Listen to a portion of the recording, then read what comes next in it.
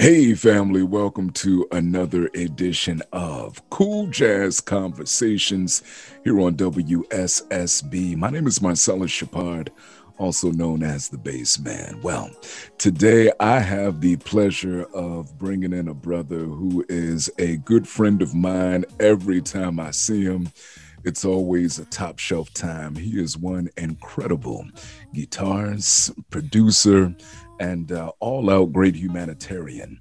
Please welcome to Cool Jazz Conversations, the one and only Wayne Bruce. How you doing, bro?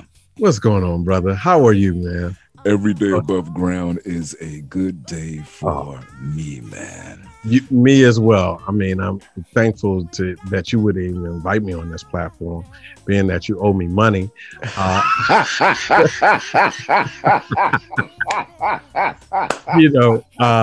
You stop running. You finally stop running. I still want my daggone money, though. You know what? Okay, wait a minute. Let's tell them. What do I owe you money for? Everything. I don't want to go to it. I don't need to go to it here on record. Oh my gosh. Wayne Bruce, ladies and gentlemen, he is the leader of the incredible group Spur of the Moment, which we will be talking about in a little bit. But Wayne, I guess it's not too late. Well, technically it's too late to say, because, you know, after the second, third week, you kind of looking at people like, okay, yeah, man, but Happy New Year, bro. Thank you, brother. Happy New Year's, all of them to you. Don't you love when people say Happy New Year's? Happy New Year. You're like, which one? Which one? How many years are we talking about? Yeah. All of them. But here it is. It's 2021. We are still in a state of COVIDity, if you will. Wow.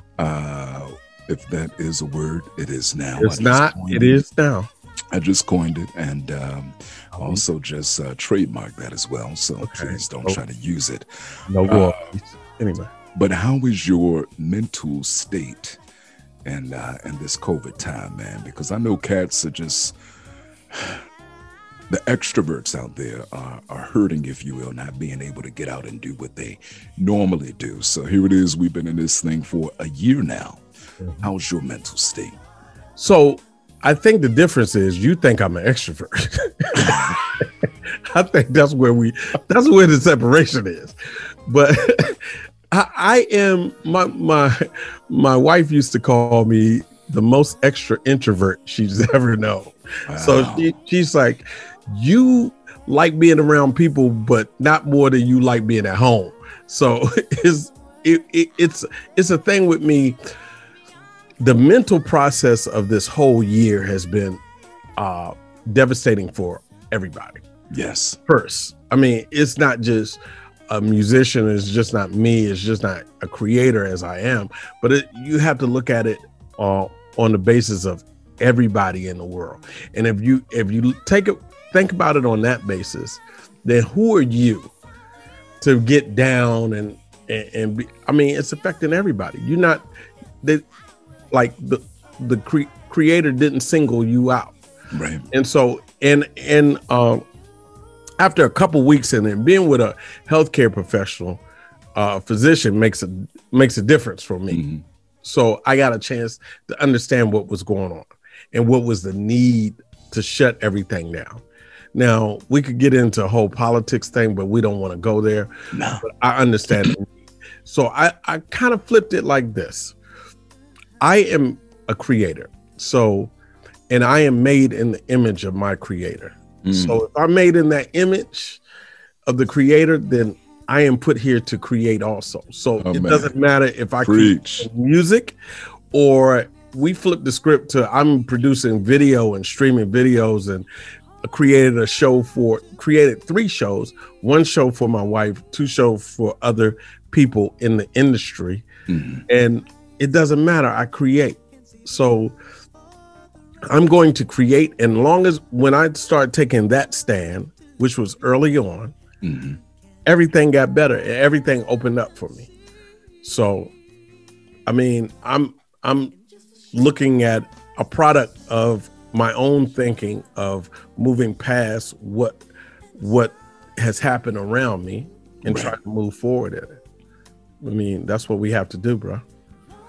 You know, you touched on the fact that your wife is a healthcare provider. Please share with everyone exactly what Dr. Melissa does.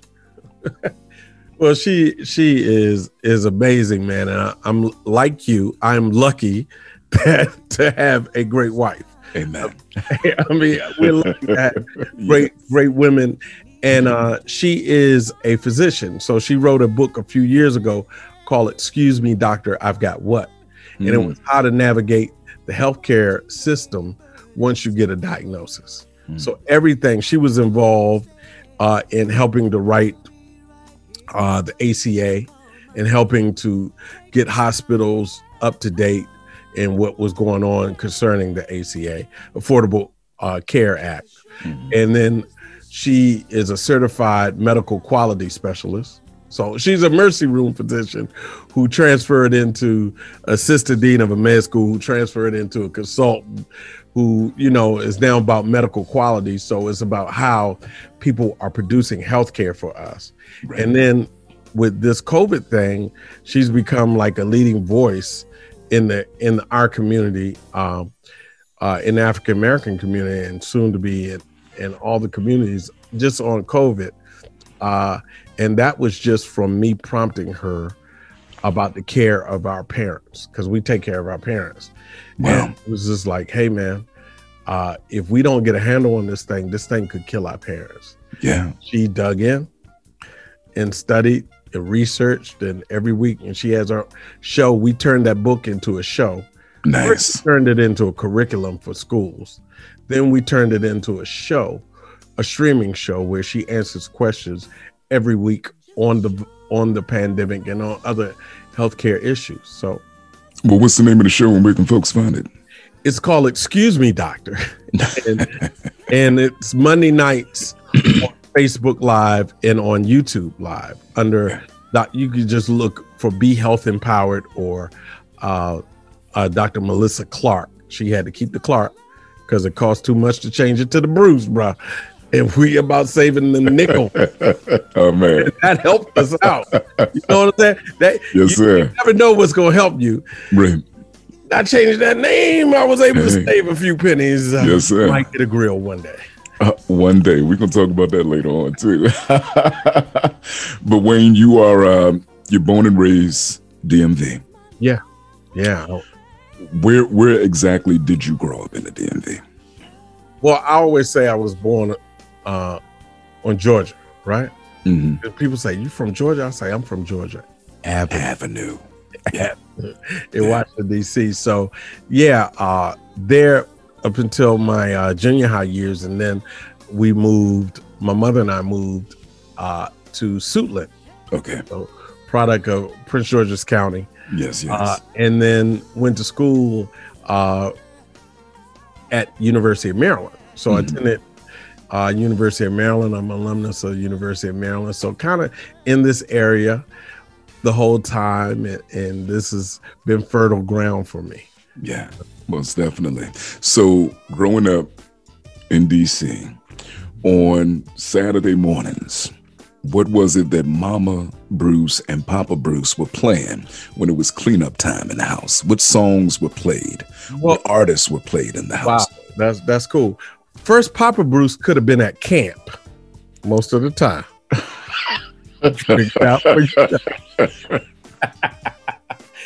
That Bama was away sometimes. Okay. For stretches of years. Oh, Lord. That's my man. That's my man. I take care of him now. So, he had some. So, I always say I'm a product of a scientist. My mother was a microbiologist and a gangster. Oh, my dad was a gangster. Yeah. So he was in that life. That was his life. And some stretches he was away at camp. So, but I had a house of love. I took my hat off in his honor, by the way. Thank you. He now has, he doesn't wear his gangster hats anymore. Mm-hmm. Right? Wherever he lays his hat is his own. Right. 85 years old and still thought he was a gangster up until last year. I had to say, bruh, that's over. I like that. But what was going on, man, while she was cleaning, man. So I actually lived in a house with my mother, my grandmother, my great aunt and uncle. Oh, wow. And, 5 children. My mother and father and 5 children and my great aunt and uncle. So we had generations. So at any point through the weekend, as I remember, my mother would be playing Nancy Wilson, Cannonball Adderley, or some kind of Wes Montgomery, which was her man. Okay. And my brother could be playing Jimi Hendrix on his full stereo, and the ladies, so my sisters, were playing Motown, and meanwhile my grandmother's playing Mahalia Jackson, and her sister and husband are playing Count Basie and that Duke Ellington. Incredible. So being the youngest, I couldn't touch any of the radios or any of the stereos. So I had to listen to everything. Right. So I couldn't get out of listening to anything, and I couldn't change it. So wherever in the house I went, there was something playing, or whatever time there was some music playing. So I had to listen and learn. Right. The only thing you could do is absorb it. You absorb. That's exactly what I was about to say, man. You absorbed all of that, man. How incredible that is. All of those different genres of music in one household and on one particular day. It was similar for me in my household. But what started you on your journey on the guitar? So my brother played drums. And I wanted to be like that. My mother played drums first. Get out of here. My mother got to college at Virginia Union. She actually got a scholarship for drum and bugle, as they call it. Like that. Okay. And she played drums, and we had her sticks until an unfortunate accident of children. I know y'all get your behinds beat. Oh, man. That whipping I can remember today. Yes, sir. Bruh. That whipping was like nothing else. Yes. What happened was my brother was playing drums, and I want to be like him, so I was playing drums. So, but somehow my heads on my drums were getting torn, and my sticks were getting lost every day. When that happened. Wow. Like, the big boy, he was bigger than I was. He's like 6'3", 300 pounds at 13. Whoa. So he would break my stuff. So I was like, okay, I can't be like him and hang with him if I play the same instrument. I figured that out early. Right. So I wanted to be like him and hang around him. So I picked the cool instrument, which was the guitar. And that kicked off the guitar thing. And very early on, I was probably about 8 or 9 when my dad brought me a guitar. And my mom always said it was between her getting a winter coat and me getting a guitar. And she didn't get her winter coat that year. Oh, and Lord. So later when I started touring, I bought her a winter coat and some other things from that guitar. So a little bit of fur on it. A little bit. Little cat. Muskrat. No, it wasn't no cat. Oh, okay. No muskrat. Faux. No, it wasn't. It was a real deal, Doc. Oh, okay. We ain't gonna say it was a mink or fox or something like that. Saying your boy here. Bam. Drop a couple of them checks on a coat for her. Yes, sir. So, you get into the guitar. Did you ever go to any other instrument? It was guitar for me. It was guitar, drums, bass a little bit. Okay. It was guitar for me. I felt that was the instrument that could give me my voice. Now, I always wanted to play cello. Really? And every time I got in school band, they would try to put me on double bass, and I would rebel. I would be like, I'm just not going to do it. What was it about the cello that pulled you in? I never know, but as I grew up, I found its voice closest to human voice. Like the register that the cello is in is in the same register generally that human voice is in. Wow. Like tenor saxophone. Those are the instruments that have that same kind of register. But cello for me, just I love to see. And growing up, I don't know what celloists I saw, but then later watching Yo-Yo Ma and those kind of people. I was just about to say Yo-Yo Ma, and I'll tell you later about a story about him. But seeing those kind of people very early on kind of changed it for me. I really wanted, and never. I said on a significant birthday I was going to buy me a cello, but that didn't happen. Well, so, I mean, you turn 70 next year, so yeah, watch your ministry. I caught that. I was in the middle of talking, but I did catch that. I did. I'm not going to let that go. May the good Lord bless you to live to see many, many more. Hey, man. Hey. If you were just joining us, it is Cool Jazz Conversations with yours truly, Marcellus Shepard, the Bassman, joined today by the man, the myth, and the legend who goes by the name of Wayne Bruce, one of the coolest cats I know. And he did not pay me to say that. Money, please. Anyway, Wayne, let's move ahead a little bit. Okay. You came up on guitar, you fell in love with the cello, never quite got to it, but it's coming soon. When did you, in fact, start performing with a band? Tell me about your first band experience. Wow, that was in, I think, junior high school. Okay. So junior high school, Hot Ice. Hot Ice, R&B or go-go? No, go-go wasn't invented yet. Oh, okay. That's right. So that's 50. For us. Did you say 50s, bro? No. I will rip that voice out of your skin. So in this early 70s. This very early 70s. Yes. So I was in seventh grade in junior high school, and I moved into a neighborhood that just so happened to have other kids with instruments. And you get in and you play guitar and let's start a band and so in DC, although we lived in houses, it wasn't set up like Maryland. Maryland was like, wow. Yeah, but you go over somebody's house and they would have a pinball machine and drums and guitars, and you're like, got the whole setup. Y'all are rich.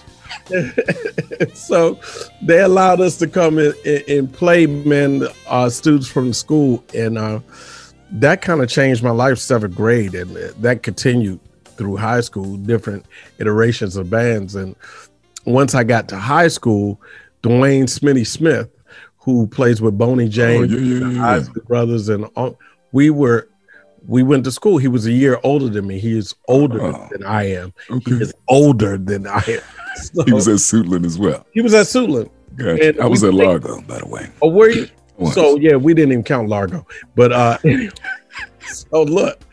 so actually we played against each other in junior high school. He went to Andrew Jackson, and I was at Suitland Junior High, and I was on the baseball team, and he was a baseball star. I was on the team. He was a star in baseball. He and his brother.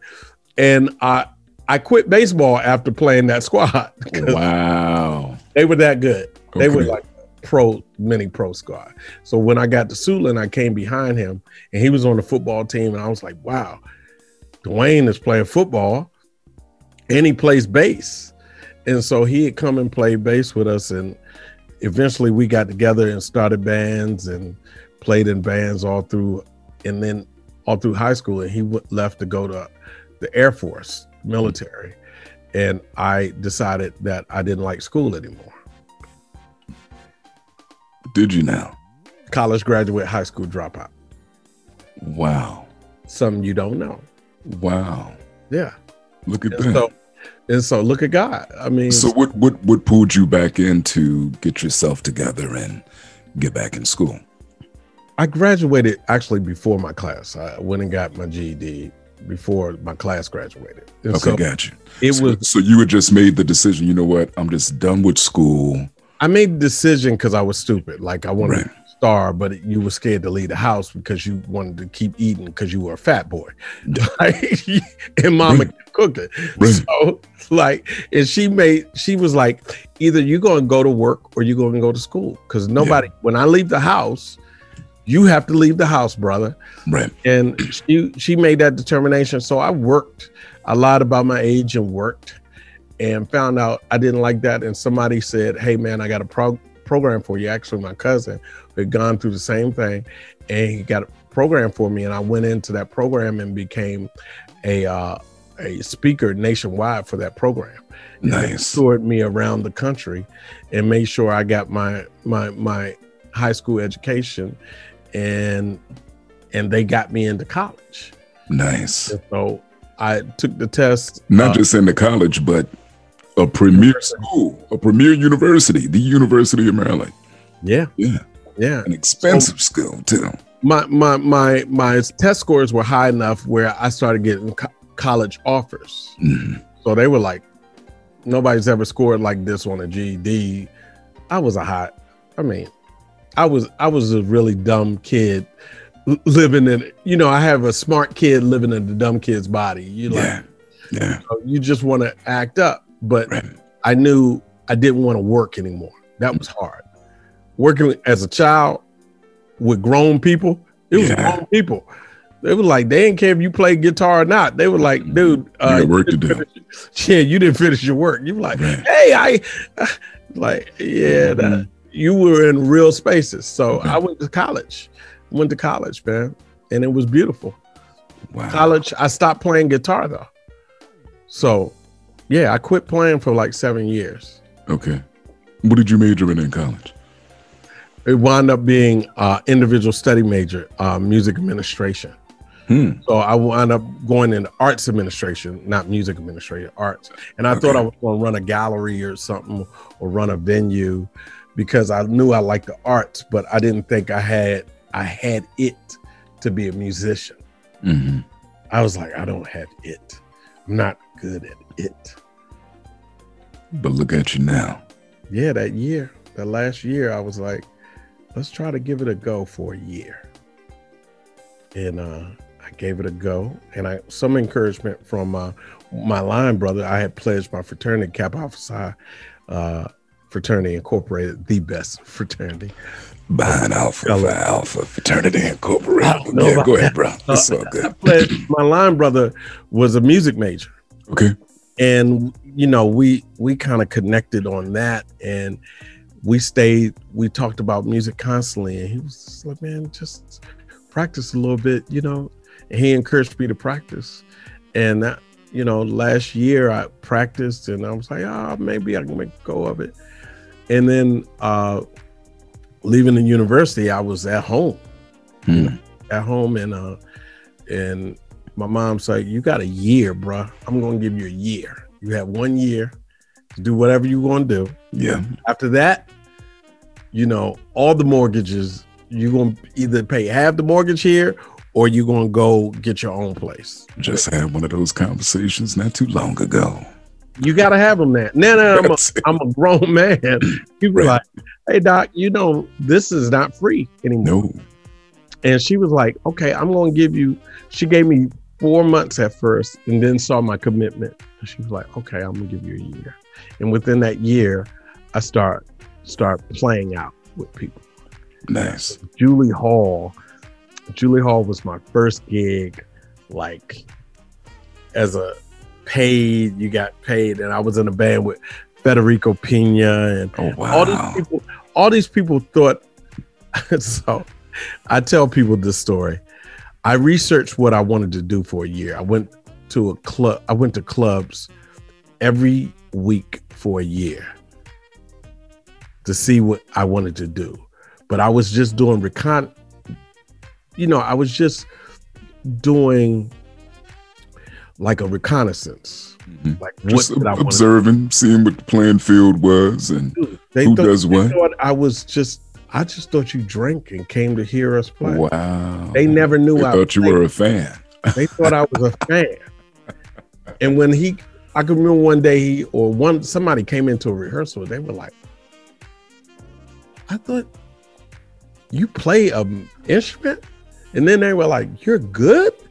Wow. And from that, Scott Ambush asked me to be on a record, and, I started recording, and then I started my band because nobody was hiring guitarists. And I played with, early edition of Spur of the Moment was Michelle Ndegeya cello, who was Michelle Johnson at the time. Right. Bassist Michelle Ndegeya cello. It was all kinds of people, man. That's, if you want it and somebody gives you the opportunity to work hard for it, you got to go do it. And so I haven't looked back to music since. How about that, man? If you're just joining us, we are on the line with Wayne Bruce, incredible guitarist and producer as well. His production credits are crazy. We'll talk about that and more in just a bit, and also the group Spur of the Moment. But first, let's hear something from Spur of the Moment right now. This one is one of my favorite tunes from Spur of the Moment. It's Food for the Dog here on Cool Jazz Conversations on WSSB. We are grooving to the sounds of Spur of the Moment here on Cool Jazz Conversations. Marcellus, Shepard, the Bassman, hanging out with Wayne Bruce from Spur of the Moment. You just heard them there. Spur is one of the hottest contemporary bands in the land. Have been now for, you guys are celebrating like 30 years now, right? Years, bro. 30 years. 30 long years.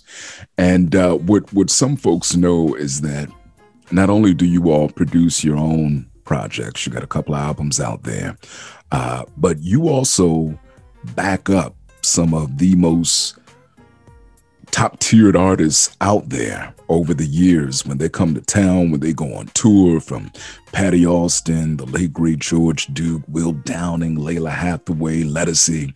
That list goes on and on and on.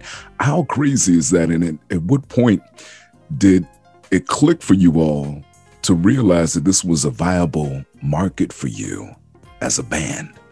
Wow. I think that happened early on. So early on, like the first couple weeks of the band, really, we got visited by Carl Anderson, who was an incredible singer, who was Jesus Christ Superstar back in the day. And he had hits out, not the Kung Fu Fighting Carl Anderson. Okay. But, not him, but he was a Broadway actor. Okay. From DC. And he sang with us, and we were playing at a club called the Ritz. Oh yeah. 90. I remember the Ritz, right? There's some good parties in there. Right. He came to us and we played on Brian Lanier. We had picked up Brian Lanier because the original saxophonist had gone back to school, who was Bruce Williams, who is a tremendous straight ahead saxophone. Oh yeah, Bruce Williams Quartet, boy. And Bruce, the original. You got to cut what? You got to cut Georgia Avenue and what is it? Oh man, killer album though. Yes, go ahead. Right. I love. He grew up on Georgia Avenue. Yeah. So my brother used to call him the professor, and this is before he's now a professor. He's now a professor of music. He was at University of District of Columbia first, and left there and went to Patterson School of Music and studied with Jackie McLean. That's a whole nother nice. But then we picked up Brian Lanier from Brian Lanier. Everybody knows Brian. Everybody knows Brian. Yeah. So Brian was with us for 14 years. We were like, that's a marriage. 14 years. He was there 14 years, as long as some people are married. But we were playing at the Ritz, and Carl came and sat in and was like, man, you guys have something kind of special. And whatever you do, stay at it. And there's actually a place where you could back up singers. You guys listen. You have like something. You have this it. And from there, man, Gene Carn, Dexter Wanzel, we got to play with Dexter through Gene because Brian was Gene Carn's saxophonist. Dexter came to see the band, and he was like, Brian, I like the band. And he was like, okay, cool. Spur of the moment, we went on tour with Dexter Wansell, Billy Paul, all those old school acts. Wow. Just getting that seasoning, man. Right. These cats have been around for years. You grew up listening to these cats. I grew up listening to Dexter Wansell. Like, I remember when I met him, I was like, man, life on Mars. Like, come on. Hold on. Life on Mars. Right. Life on Mars, bro. Yeah. I mean, if Nights Over Egypt. Oh, yeah. The Jones Girls. That's Dexter Wansell. Yes. Yeah. I mean, that's a part of the size of that. Yeah, man.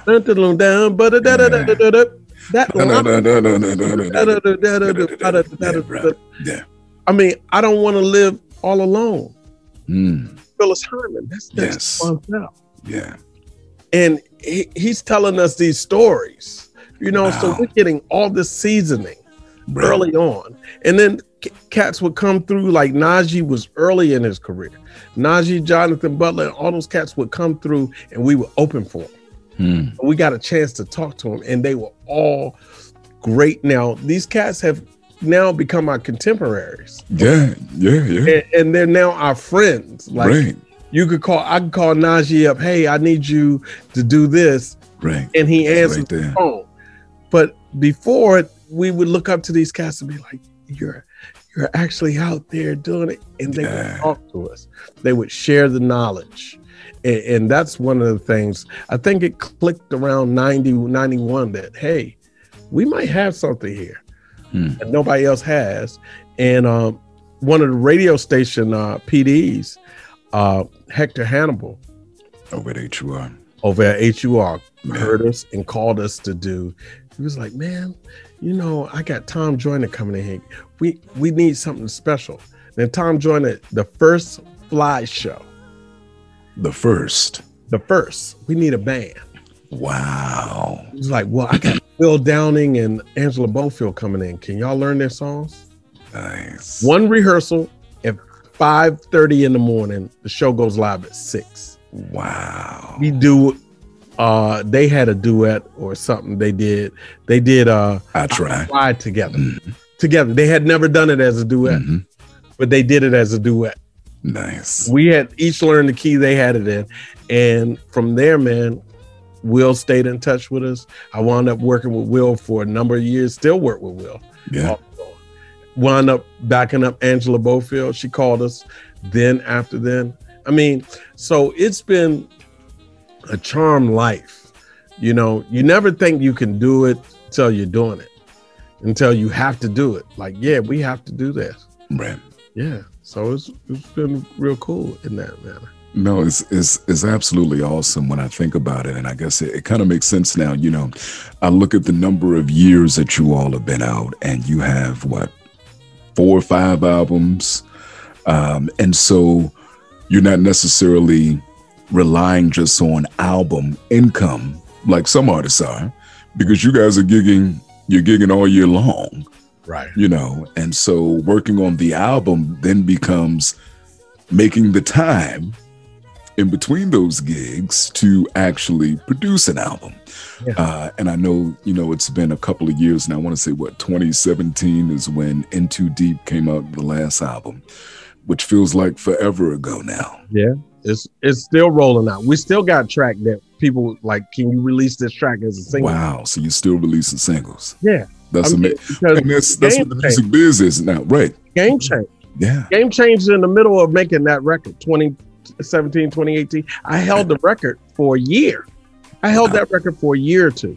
That record is... Gosh, I think you held it for almost 3 years. I want to say you probably had most of it done in 2014. I did. Yeah. I did. Well, yeah, but that's the biz now is, you know... I don't call you on Wade & Bruck. Can I get a track? You would call me out every week. Hey, look, I heard a track from it. Can I play it? Well, why don't I have this? But I heard it in DC, but I don't have it in Baltimore. So yeah. Yeah. So that record, I mean, just the game changed in the middle of the record. Yeah. Just the game changed. And also people became stars in the middle of that record, man. I mean, look, I look at Maimouna Youssef. I look at, you know, Chris Big Dog Davis, and all these people are like, Maimuna is a star now, legitimately and deservedly so. And then I look at Chris Big Dog Davis, who's a star now, one of the top producers in the game. And he always says he credits me as turning him onto the game. Smooth Jazz. Yeah, I mean, that whole story. That's a story. That's me saying. Actually, him and I were on tour with Will Downing, and we start playing. He started playing a what's the kid from Braid My Hair? What's the Braid My Hair kid from Baltimore? Is an artist. You can bring Mario. Oh, Mario. Yes. He starts playing that because I used to have these long, dreads, twist or whatever. The Milli Vanilli wig. I remember. Okay, that's silent. Well, everybody that's on radio, that's called radio silent.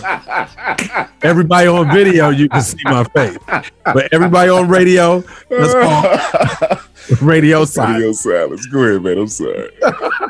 So we start playing that in a sound check. He's like, wow. I said, look, I need to do that. I need to record that. He said, well, I got something else. So I said, okay, I'm going to bring you to DC. Like, really? I said, I need that in DC. He was like, why don't you just come to Connecticut? I was like, I'm not coming to Connecticut. I'm bringing you down. So I fly him. Train. He gets on the train. He's like, I don't fly, bro. I said, you don't fly? You fly for Will. I said, so he takes the train down, and the band is like, who is this guy? I'm like, hey, man, trust me, I have found the diamond in the rock, right? Yes. Trust me. Everybody's like, you spending money to bring somebody in, and we have producers here. Bruh, nobody is like this guy. Nobody. And I bring him in, and that's not even the track we start on. We start on the Avant track. Boom, da da da da da. Ba-da-dum, ba-da-dum, boom. I forgot what's that tune. We do it for Streetwise. It winds up being a Streetwise record, right?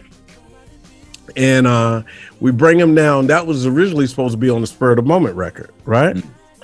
And I'm trying to look it up now. What is that record now? You're supposed to know that. You're in radio. But we what is that song called? See, you're gonna make me look up that song on All Music. Oh, Lord. Actually, I have All Music up right now. You're behind needed to know what that is. Oh, you know what? It's Put You to Bed. Is that Put You to Bed? No. It wouldn't Put You to Bed? Oh, man. It was. I got Streetwise right here. Put You to Bed. 2009. No, this is 2002. Oh, shucks. Let me go back some more then. Let me see what we got here. This is... what is it? We got the Slow Jams album. We have... Was it? No, I was on the Streetwise album in 2002. The band wasn't. See what I'm saying? About that. That's and Kim Wilson. All they have, it just says Smooth Urban Jazz. It doesn't have the name of the... Someone to Love You. Someone to Love You. Yes. Someone to Love You. Someone to Love You? You and Kim Waters. You and Kim Waters, right? Yeah. Whatever it is, I bring that into. I'm going. I can't find it. That's it, and I don't remember it. Someone to love you. You know, this is how out of things Avon is. He doesn't even come up on the radar. So I bring him in and we record that record, and Brian decides to leave the group. Wow. And we're like, whoa. He's like, and so he takes the song back home. And I was like, look, man, and I go to record with Kim, Streetwise. I had done a Streetwise record. And Kim is like, hey, man, I said, man, I really want to play something for you, because this dude is producing our record right now. He was like, who is it, man? I was like, it's the best thing you've ever heard. Like, who is it? And we play it. He's like, oh, my God. Wow. Kim is like, oh, my God. He was like, let me have this. I said, so Kim calls the head of his label. Spur of the Moment doesn't get the deal, but he got it. Oh my gosh. But that's okay. Right. Because what's meant for us is meant for us, bro. True. And what's meant do it, and it came back around. Oh, plenty times, man. It's come back around plenty times, but the world needed to know the name of Chris Big Dog Davis. And it's a blessing to Spur of the Moment, Wayne Bruce, and all of us, man. You know, just to the music industry, you got to know that name. Yeah. And, you know, I've worked with him on Mesa Records, and we co-produced the first Mesa record for Shawnee. Nice. So, yeah, man. And, you know, and your production credits alone, I mean, you know, I'm looking at a whole list here. Kim Waters, Prophet Jones, Gerald Damian, Streetwise, Will Downing, Pamela Williams, Allison Williams, Marcus Johnson, Brian Lanier, Najee, Glenn Jones, Mr. Show Me, Kim Jordan, Phil Perry, one of the baddest whistlers out there, Vesta. I miss Vesta, boy. Oh man, that was fun. So many great people, man. You've produced Brian Culberson. Yeah, Brian. So much. Joe. Wow, man. God has been great. So you know, being a part of that's a kid who's a high school dropout, college grad, and who decided to really pursue his dreams. So I tell everybody, you know, the dreams are free. You got to go work hard. Yes. You know? Yes. The hustle costs. The dream is free. The hustle costs, bro. The hustle. And it costs with sweat, you know, blood, sweat, and many a tear. And don't be scared. Don't be scared to cry, because there's going to be some pain in there. Right. And pain, you know, the pain is what helps the rhythm and the blues. Oh man. You know, one doesn't live without the other. Yeah. Wow. So with all of these production credits, I'm just wondering when you're going to produce a track for me. I'm just trying to figure that out, Wayne Bruce. I don't, you know, I've made all these cameos on other albums, but matter of fact, you know what? I'm making a cameo on Art Sherrod Jr.'s latest album that comes out next week, but I've yet to make a cameo on a Wayne Bruce project. How about this? I'm recording the Wayne Bruce project this year. Okay. Not the Spur of the Moment project. Okay. Have another Spur of the Moment project, but the Wayne Bruce project, which will be our first solo record. Nice. And I will have you on sports. I'll have you come out and play your sports in the studio. I can't stand you. Boy, you lucky this radio and I can't say what I want to say. I can't stand you, boy. We have you on sports. Now, we heard from your cafeteria days that you were the top sport player in the cafeteria. I play a mean rib bone. Okay? I clean them bad boys off good and I put them together, boy. And man, let me tell you, you ain't heard nothing good. That movement, that's straight from the country right there. That's straight from the country. You know, funny enough, growing up, my mother had a friend and he would come to the house and he had them in a case. These bones were so clean and shellacked and he pulled them bad boys out and started to play them things. And I was like, what the hell is he doing? Man, let me tell you, man. But that's part of our heritage. Experience, yeah. That's you give us like anything. You can take us from where we are, but understand that our DNA comes with a drum in it. Yes, sir. And from that drum, we can do anything. Yeah. So take us from any place and we'll rise above. And I'm not saying it in a superior language. I'm saying it in a language, one, of proof, two, that, you know, when a people have been held down in any situation, I don't care who they are, what they look like, and what color they are. Mm-hmm. Those people tend to say, okay, you thought you were grinding me into the soil, but actually you're planting me. Right. And I will rise. Right. Still I'll rise. Yes. Still all right. So all that to say that when you do the Wayne Bruce and Friends Porks and ham bones. You heard it right here first. Cool Rib Jazz Conversations exclusive. Rib bones. Yes. We'll do a multi-track of ham bones and rib bone. Ham bone. Okay. You know. Gotcha. Gotcha. I'm looking forward to it, and I will bring some bones fresh off of my Traeger. And as we move to talking about food, you know, everybody knows that I'm an avid griller, and Wayne Bruce claims to be a grill master. I have yet to. No, you saw it early on. See. You didn't see it in the past year. I've had grill problems in the past year. Really? Yeah, I have.